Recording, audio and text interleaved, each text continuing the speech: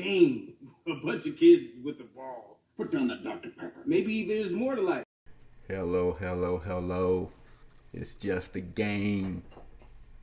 It's just a game. I gotta remind my own self it's just a game, people. It's just a game. But hey, hello, welcome to Core Dog Experience where I talk Buckeyes. Whoa, nothing good to talk about this week, is there? Nothing good at all. But it's just oh, that was bad. That was bad, but it's just a game. Life goes on. I'm still digesting my turkey. It almost came up. It almost came up during parts of that game. It almost came up, but a brother was able to hold it down. But again, welcome to a Core Dog Experience. We talk Buckeyes here. Buckeyes from the people's point of view. I see what the people are talking about, and I bring it here and put my 2 cents on it. So, like Buckeyes talk, if you're liking this segment, please hit the like button. If you're liking or wanting to comment on anything you hear, please hit the comments below. Love the feedback, love the back and forth. And if you're just feeling what you're hearing, please subscribe. I'm trying to build this thing out, so join me on my journey as I build this thing out. But back to the game. Back to the game. A game. It's just a game. I know a lot of us in Buckeye land, we take I take it hard. I'm one of the ones who takes it hard. So I had to turn it off a couple times. I had to turn it off, walk away. Holy Spirit activate. Holy Spirit activate. That's what you got to do sometimes. But man, I did not see that coming. I honestly did not see that coming. I thought we would win 10 to 14 points at least. I did not see that outcome, that result at all. The way they talked it up from the coaching staff on down, they've been thinking about this game all year. They were waiting for it. 52 weeks, 300, whatever time frame is, 365 days for that. For that, y'all waited all that time for that performance. That's just another way to put it. Is just embarrassing, quite frankly, in front of your home crowd, senior day. That was just downright embarrassing, and that starts at. It was embarrassing. I can't even put it into words how that game turned out. I just knew they were gonna come ready to play, and it looked that way. That first drive, we went right down the field, and I was like, yeah, okay, they're not gonna be able to stop us all day long. We're gonna do our thing. The offense is clicking. Chip was was a feature back, and he looked good. He looked good. He was nice and explosive, a little more explosive than Mayan, a little more pop in the step. We should have utilized the running game more. We'll get into that. I did not see that coming. In particular, when Blake Corum went out, I said, okay, this should be, things just should get a little bit easier. He gave it a go. He tried, and you can see similar to Trevion last week when he tried to go against Maryland. He couldn't go. Same here, Blake Corum, he couldn't go. I had a feeling he wasn't going to be able to. And I think, all right. It's there for you for the taking. Their running game is done. They can't outrun the ball. That was my thought process coming into the game. They can't outrun the ball. If they got to rely on J.J. McCarthy to win, we should have this game. You can see my last posting. And I'm gonna have to eat some humble pie. Because I did not see that come. I did not predict J.J. McCarthy being able to do what he did. I thought Maryland had a more diverse offense. I didn't think Michigan's offense was as diverse as Maryland's. I thought Maryland offense was geared to give us more trouble than what Michigan was, because Michigan is primarily a running team. Yesterday they weren't, but they were able. At the end of the day, they were able to have a equally oiled machine when it was all said and done. But so I sit here eating humble pie because I did not think Michigan would be able to do offensively what they did if they had to rely on J.J. McCarthy through the air, and he our secondary had the way of making people look like like first round draft picks because I was just it was bad. It was bad. Secondary play was bad. I had a feeling it was going to be bad on Michigan's first big play. We had him. He's a mobile quarterback. Said one thing about McCarthy: he's a mobile quarterback and he can extend plays, and he did that, particularly in that first quarter, which led to their field goal. They got the big bomb down the field. Our secondary, they, oh man, I can't even talk. My secondary got me so flustered. Our secondary just gave a big play. I said, all right, that's one. Jim No said he'll give up a couple big plays, but then they gave up another one. Not that much of a couple. The next series, boom, 10-10 ball game. And I said, oh shoot, it's gonna be one of those days. It's gonna be one of those days, and it never stopped. It never stopped. Big play after big play after big play. And I'm like, what has happened to our secondary? What happened to DBU? They even scratched that moniker and went to BIA. It was baddest in America, and I mean that literally. It was bad. Went from best in America to baddest in America. Figuratively, literally speaking, they're bad. They're just bad. And I got a picture of my boy behind me, Jeffrey Okuda, because it doesn't seem like we haven't had a good corner since then. I was like, Jeffrey Okuda's not walking through the door, so I don't know what we got to do to get some good cornerback play here at Ohio State now, because they got the stars by their name. So what's going on? What is going on? You got any eligibility left? You got something? What's going on? Oh man, it's bad. It's terrible. It was where our secondary has regressed to. I just don't know where, or I can't put it into words. Jim Knowles was brought in, true enough, to stop Michigan, and for the first half they stalemate the running game. But you keep getting a big play after big play, then you can't do it. Then it opens up the whole field for Michigan, and they took advantage of it. One of my biggest concerns was Michigan's running game and wearing their opponents down, which they've done throughout the year. But we led in time of possession. Go figure. We had the ball more and couldn't do nothing with it because we're giving the big plays. Our defense is giving the big plays. I just, oh man, just big play after big play, and our defense was giving it up. So I mean, hats off to him. He did. Hats off to J.J. McCarthy. He did what I thought he couldn't do.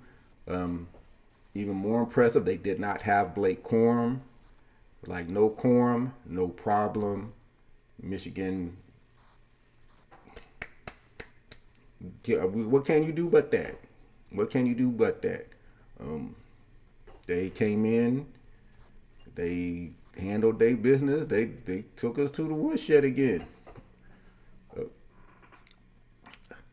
I would, they did what they did. McCarthy had him a good day. I thought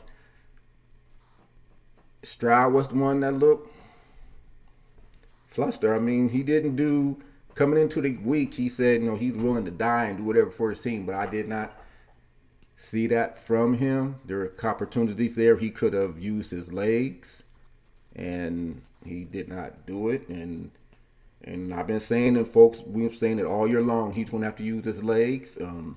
We thought he was starting something in that Northwestern game when he used his legs, but he didn't carry it through.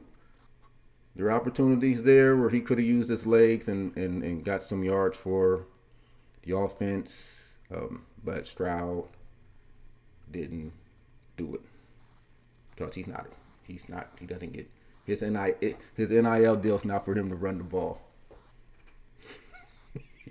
His deal's for him to come here and throw the ball, but he can't be throwing interceptions if you're going to throw it. I'm just saying, not piling on, but he didn't. He had. He could have done more with his legs to help the team win. But JJ did what he needed to do. He did what he needed to do.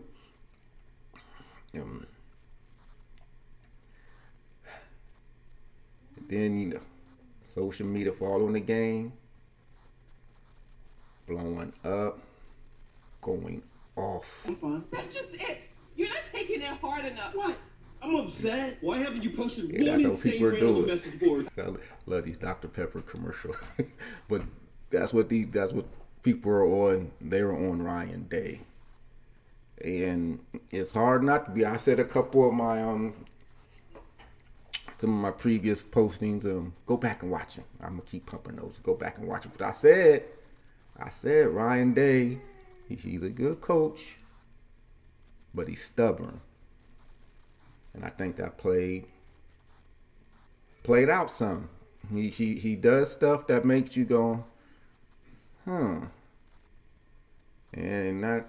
Well, he does make stuff that goes, huh. I mean, trying to run outside constantly when you should be running right up the gut, trying to take it wide, or when the running game's working, he abandons it, and when he's like he does the opposite. I know they're trying to switch it up now and again, but sometimes you just got to stick with what's working. Hayden had a great game. How many carries did I know Chip came in, he has a burst, but we didn't stick with the running game or didn't use it in the right places. Where's our just it's just sometimes his play calling leaves something to be desired at times against the better teams. I mentioned it, or I've had this discussion with other folks. Sometimes when the talent level is equal, at times he gets out coached, and I thought that was evident the other day. In the game, he got out coached. He seemed like he takes longer to make adjustments. Your secondary is getting burned the way the secondary is getting burned. I don't know if he totally leaves up the nose, but you got to change up something.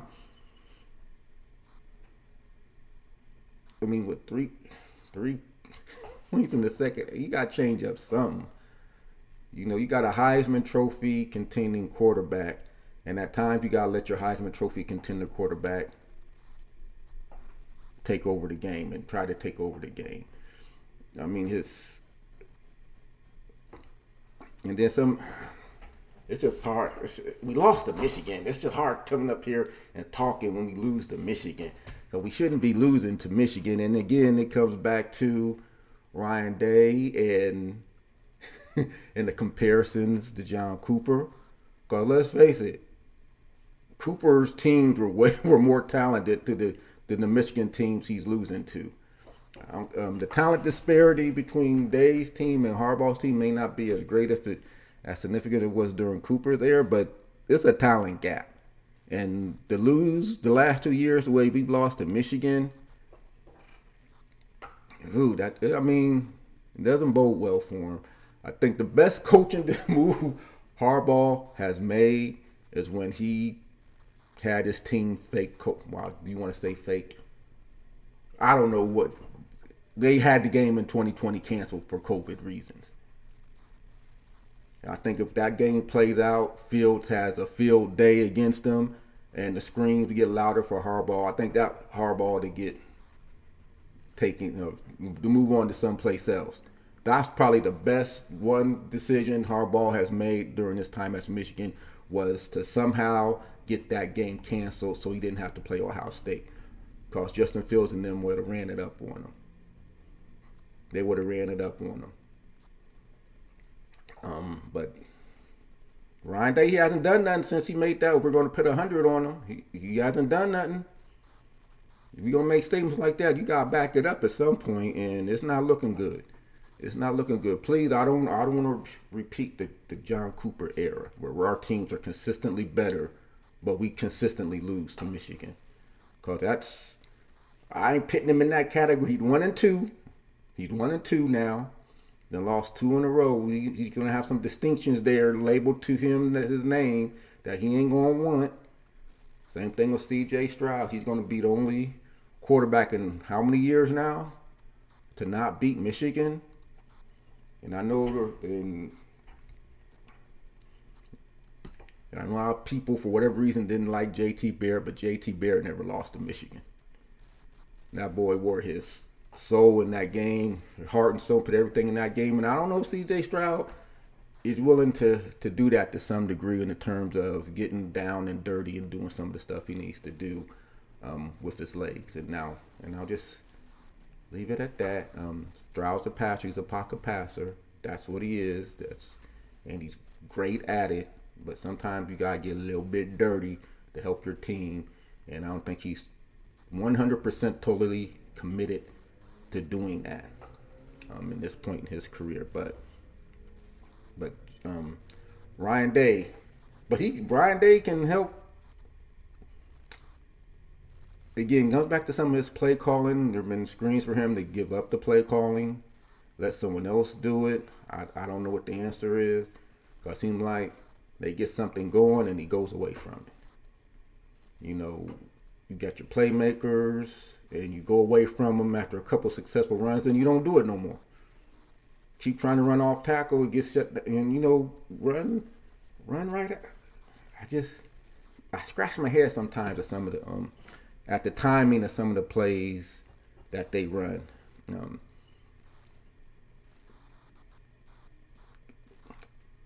Today, 4th down, Stroud wanted to go for it. Your defense is not stopping them.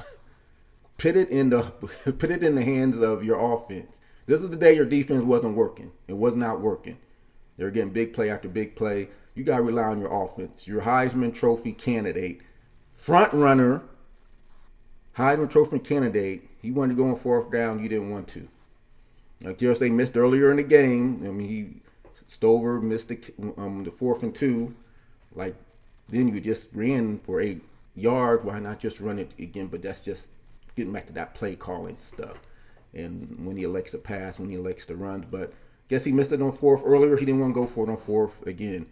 Stroud was screaming, let's go for it on 4th down. They punt it. Michigan goes down, gets the big play, and they score. Ball game. So some of that comes back on the coaching. Seeing the hot seat, people want to fire. He ain't getting fired. I don't know. He ain't getting fired. And with the dawn of the 12-team playoff coming, if he loses to Michigan and still gets into the 12-team playoff field moving forward, he ain't going nowhere.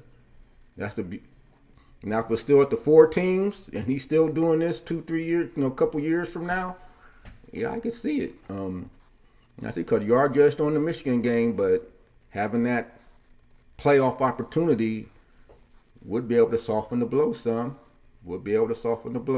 So we'll see how that plays out. We'll touch on that in a second here. But back to C.J. Stroud. I felt he was the Heisman leader, front runner coming into it. Coming out of this game, I'm not so sure. Caleb Williams, SC, had another good game. He might be the front runner now. I was dead fast on Stroud winning it, provided he went undefeated and beat Michigan. Didn't even have to look good to just against Michigan. Just beat them and don't have no turnovers. We had turnovers and we didn't beat them. He may have just cost himself the Heisman. Jim Knowles may have just cost himself the assistant coach of the year with that defensive performance. We may have lost a lot of stuff and lost the division. We may have lost a lot of stuff in that one game. And we lost the opportunity, more so it was embarrassing. What's even more so frustrating about this is I wanted Ohio State to win, if not for anything else, so we could shut Desmond Howard the F up. That's all. That's just shut. I just wanted them to win for that sole reason alone, more than anything else. Believe it or not, just so this dude would shut the hell up. I'm so tired of his mouth. But we couldn't even do that. Now we got to hear his mouth for another damn year. But all right, that's all I'm gonna say about that. That's all I'm gonna say about that. But he's still. It's gonna be hard if Caleb Williams now. Y'all think he is a solid front runner now because they beat Notre Dame. They're probably gonna be in the top 4 coming out of the rankings. Or they're in position to be in the top 4. And if you're in the position to be the top 4 now, having a higher ranked team than Ohio State, he's your new front runner. I mean, Ohio State, Stroud, they lost a lot in that game to Michigan. Ryan Day, he has some soul searching to do. I'm not ready to put him in that Cooper category just quite yet. He is 1-2 against them. I don't know how long it took John Cooper to win. I can't remember. I think I don't know if he got the win first or the tie first, one of them. But he's 1-2. 12-team playoff coming up, which may save his bacon. It might, if he can be, if we're getting ready to relive the 80s and 90s and the Cooper era, having a 12-team playoff may be his saving grace. Because I think I saw the reports or the studies that if we had been in the 12-team playoff since the inception of the college football playoffs, Ohio State would have been the only team, not even over Alabama, the only team that would have made all 12. So, consolation prize. So we'll see. But he needs to do something, needs to figure something out to turn it around because these last two years playing Michigan, he's come up short. Obviously, he needs to do something to turn it around. I don't know what it's going to take, but he needs. I think he coached scared. He's not as aggressive against some of the better talented teams, and I brought this up in some of my previous things. When the talent levels equal, sometimes they does get out coached. So he needs to take a step back and he needs to keep playing Ohio State football and not let other teams dictate to him, which I think he does from time to time. And I think yesterday that played out in the Michigan game. He let them dictate some stuff. Urban Meyer's not coming back. I saw there's a post. Bring Urban Meyer. No, I think Urban's not. They got this. He got to get in. It was brought up during the debates. Some of the debates there about posted some of them. Just the debates going back and forth about Ryan Day, John Cooper, Urban Meyer. You don't want to go back to Urban Meyer. Urban's a good coach, but Urban comes with some baggage. He comes with some baggage sometimes. So, but he ain't. But then we're not getting the style of quarterbacks that y'all claim y'all want. If we have Urban Meyer, we're getting the J.T. Barrett type of quarterbacks. I think everyone's been happy with the Justin Fields, Dwayne Haskins, rest in peace, C.J. Stroud, Kyle McCord, the quarterbacks we have coming in. We're happy with those type of quarterbacks as opposed to the running quarterbacks. If you read the board, people, for what all J.T. Barrett did, people did not want to. People were down on J.T. Barrett because he couldn't throw the ball. But brother won. If you win, and I don't care how you win, this is college. This is college, But J.T. Barrett's a good college quarterback. He 4 gold pants. The better quarterback in a lot of people's opinion, C.J. Stroud, leaves with no gold pants. He could not beat Michigan. And no fault of his own for the most part. He had 2 good games. He did have 2 good games. The defense, again, let him down. Now, I thought Jim Knowles and the defense let the team down. The secondary, too many big plays. Can't give up big plays like that. Offensive game plan, you gotta. I don't know. I don't know. I don't know what goes through the minds of some of these offensive guys when stuff is working. Just keep going for what's working. Remember that game? To Urban Meyer's credit, you find something that worked, you keep doing it till they stop it. The Oregon championship game, we ran the same play over and over and over again with Zeke. They didn't stop it the whole game. Ryan Day doesn't do that. He get a good couple running plays and then he wants to switch it up.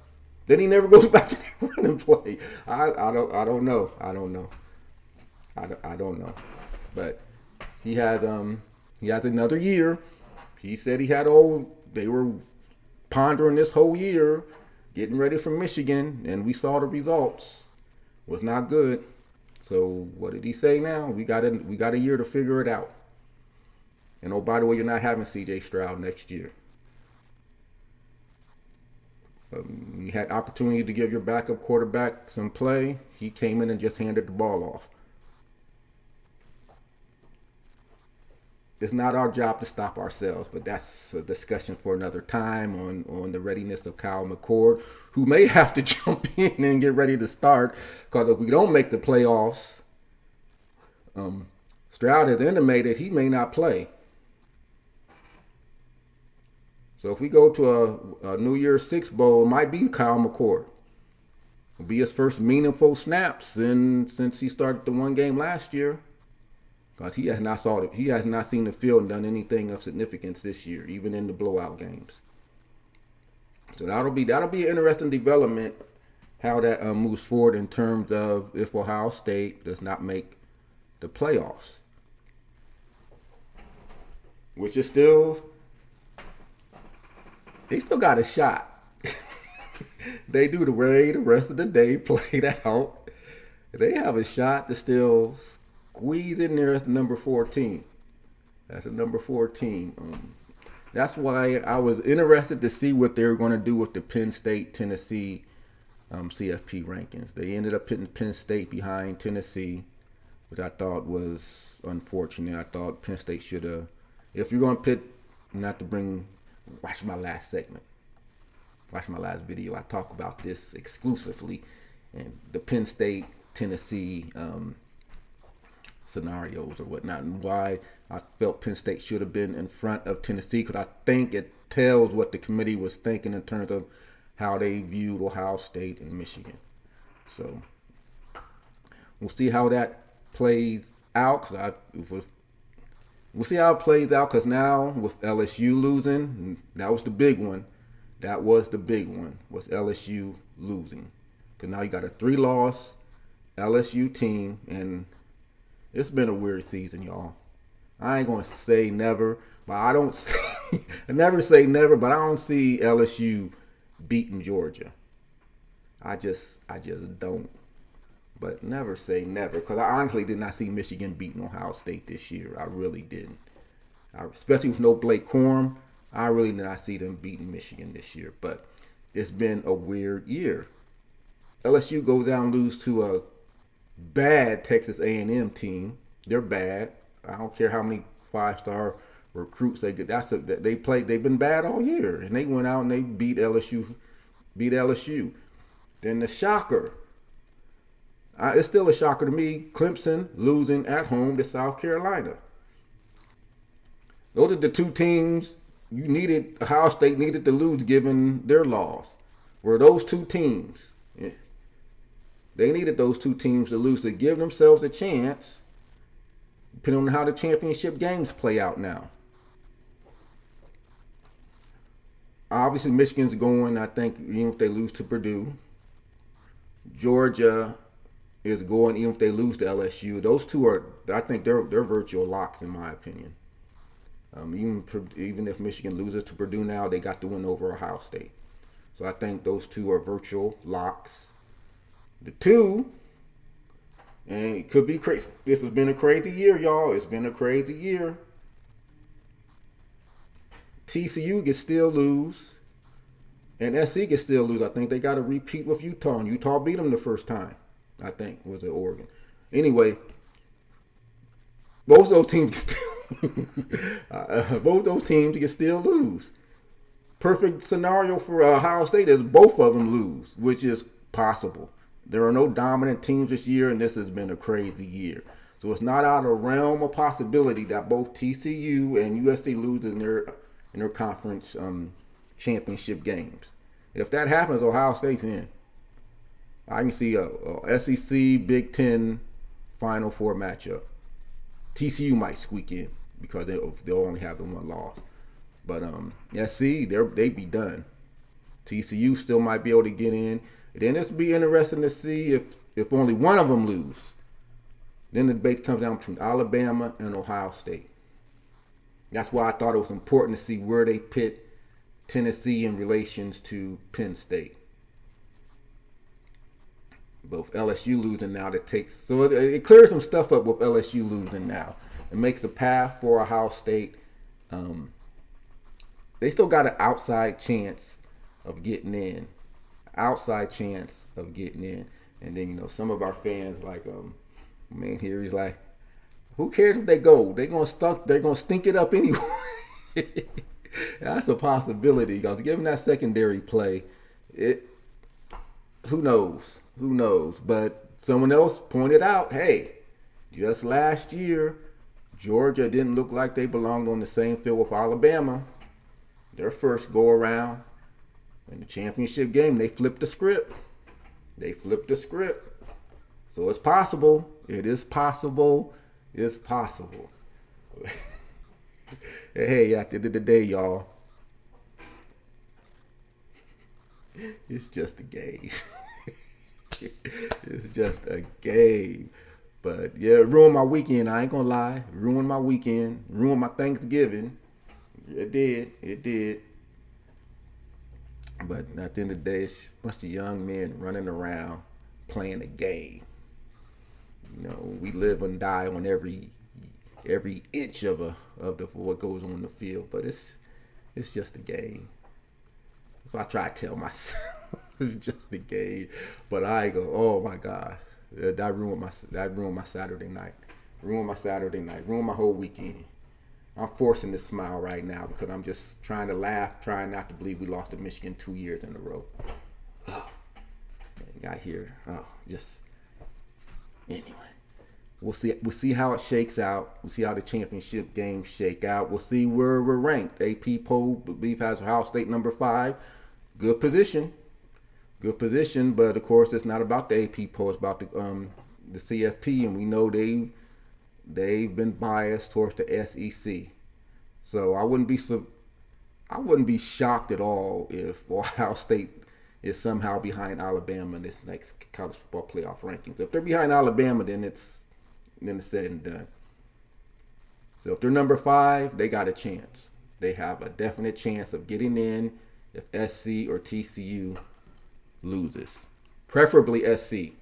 If SC loses, then I think Ohio State has a real good chance of getting in. It'd be great if they both lost, but especially if SC loses, we have a great chance. But they're balling right now, so it's going to be interesting. It's going to be interesting. We'll see how it plays out. Ohio State did not do themselves any favors by any means at all. They didn't do themselves any favors. So now they in a sit and wait mode, which you hate to be in, but they still got a chance. They got a legitimate chance. Depending on how these conference championship games go, but we'll see. So again, if you're liking this segment, hit the like button. If you want to comment on anything, is Ryan Day the next coming of John Cooper? Please say it ain't so. I can't live through that period again. If it is the next period, or is the 12-game playoff his savior? I think it might be. If the 12-team playoff comes into fruition, he may not have to beat Michigan. You can still get to the playoffs. You can still get there. We'll see. But if you're liking this, hit the like button. If you make some comments about anything you heard on the Directional Ohio State program.